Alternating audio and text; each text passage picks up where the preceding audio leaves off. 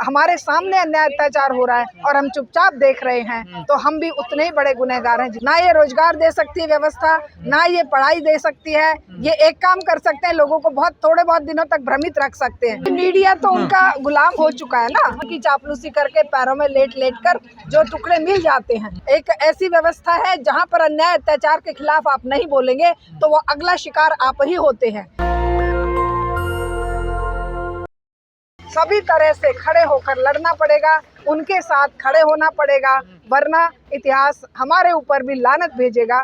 क्योंकि अगर कोई हमारे सामने अन्याय अत्याचार हो रहा है और हम चुपचाप देख रहे हैं, तो हम भी उतने ही बड़े गुनहगार हैं जितना तो अब देश में मंदिर, मस्जिद, नमाज, लाउड स्पीकर यही रहेगा। अब देश में यही मुद्दे बचे हैं।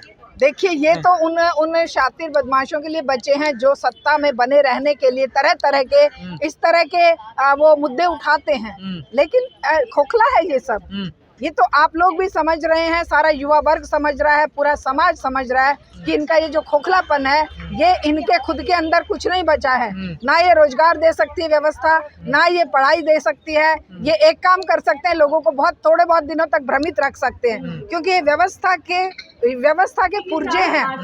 ये पूरे मुंह पर मुखौटा है इस पूरी पूंजीवादी व्यवस्था के, और पूंजीवादी व्यवस्था अपने अंतिम दौर में मीडिया भी तो तरजीह देती है ना इनको। देखिए भाई, मीडिया तो उनका गुलाम हो चुका है ना। मीडिया कैसे उनको एडवर्टाइजमेंट मिल रहे हैं करोड़ों के, मीडिया को उन्हीं के दाने चुगकर, उनकी चापलूसी करके पैरों में लेट कर जो टुकड़े मिल जाते हैं।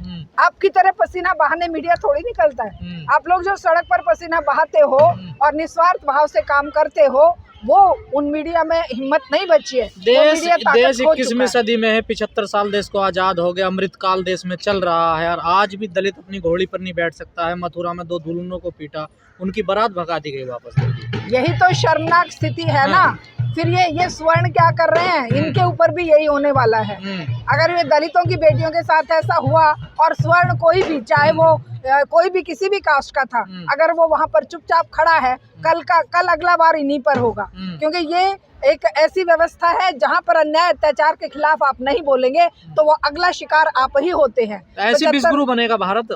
ऐसे विश्वगुरु बन ही नहीं सकता। वो तो आप देख रहे हैं कि भुखमरी के इंडेक्स में देश कहाँ जा रहा है, भ्रष्टाचार में सबसे ऊपर जा रहा है, और कर्जे में भारत बांग्लादेश और इन छोटे छोटे देशों से भी नीचे चला गया है। पर कैपिटा इनकम में नेपाल और बांग्लादेश और श्रीलंका जैसे देश भी हमसे आगे हैं। तो ये कहाँ विश्वगुरु बनेगा?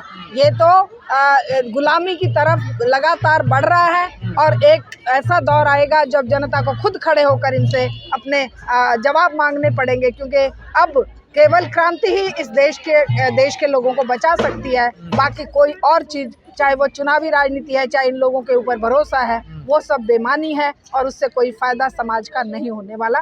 और हम इसी के लिए आज यहाँ पर भी महिला आंदोलन के लिए भी आए हैं, और हम पूरे देश के लोगों को आह्वान करते हैं कि खड़े हो जाइए।